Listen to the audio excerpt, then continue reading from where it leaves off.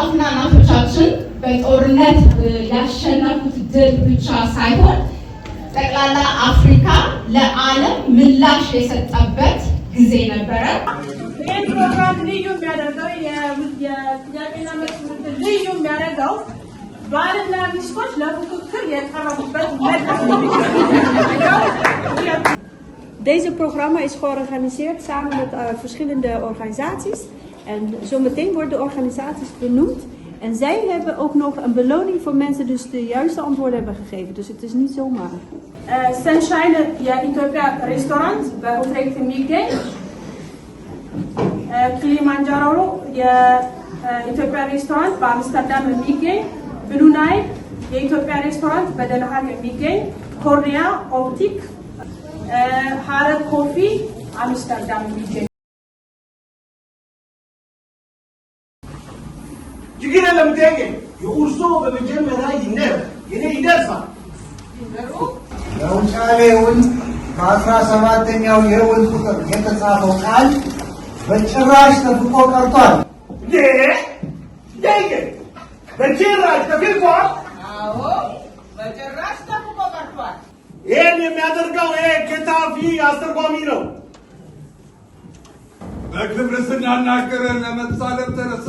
ቢያጠፋ እንኳን የምንቆጣው እኛ እንጂ አንተ ምን ቆርጦ ነው? ይቅርታ ያኖይ ይቅርታ። የዚህ ዊል ነገር የእናንተንም የእኛንም ሰዓት እየፈጀ ስለሆነ እኔ ተቸንኬ ነው። ይቅርታ ደጌ መቋጫ ላይ ካልደረስን እኮ ያው እንደለመደ ተመልሶ መምጣቱ አይቀርም።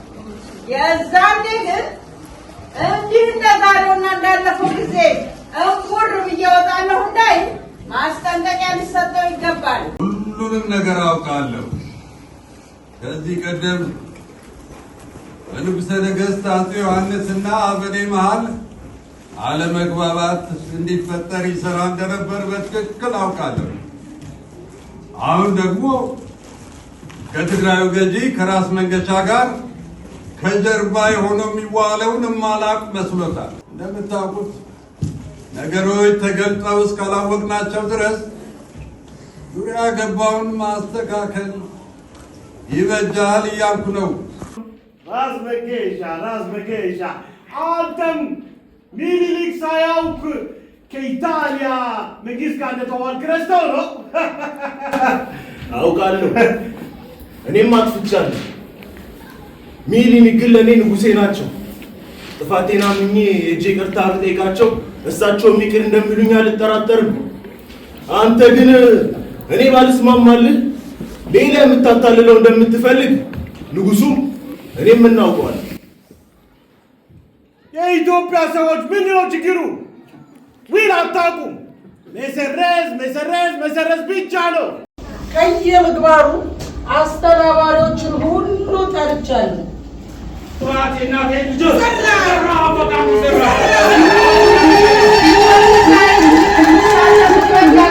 እንደገጠመን ሰምታችኋል። ከጀርባችሁ ያሉትን ሴቶችና ወንዶች አጀግኑ። ከጦርነቱ በፊት መከናወን ያለባቸውን ነገሮች ሁሉ አጠናቁ። ይርገዱ።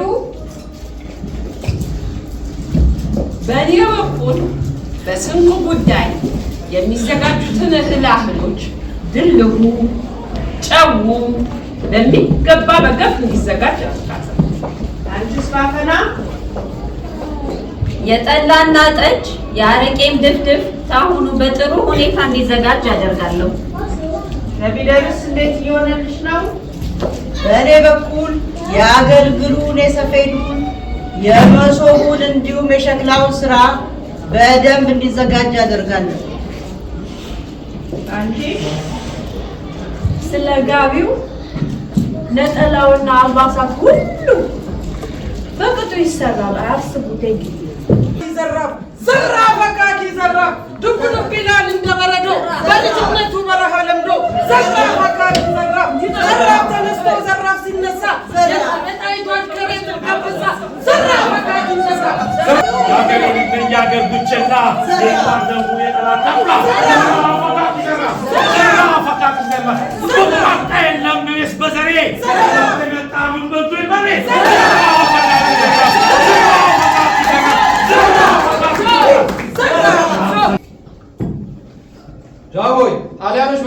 ልከዋል። ደዳም ነው ያለው። አዎ ሙሴ ፊልተር አንተው ኖረሃል እንዴ? አዎ ጃኖ እቴጌ ሰላምታ አቀርባለሁ። ምን እግር ጣለህ ታዲያ? እንደምታዩት ምሽጉ የሚደፈር አይደለምና የእናንተ ሰው ምሽጉ ዳር የሄደ የተታኮሰ ለምን ያውቃል? ሰላምን ፈጠረ አይሻሉ? መቼስ የመጣኸው የእኛ ወታደሮች ሞት አሳስቦ እንዳልሆነ የአንተም የእኛም ልብ ያውቀዋል። ኧረ አይደለም፣ እርቅ የምንፈጥርበትን መንገድ መነጋገር ነው የመጣው።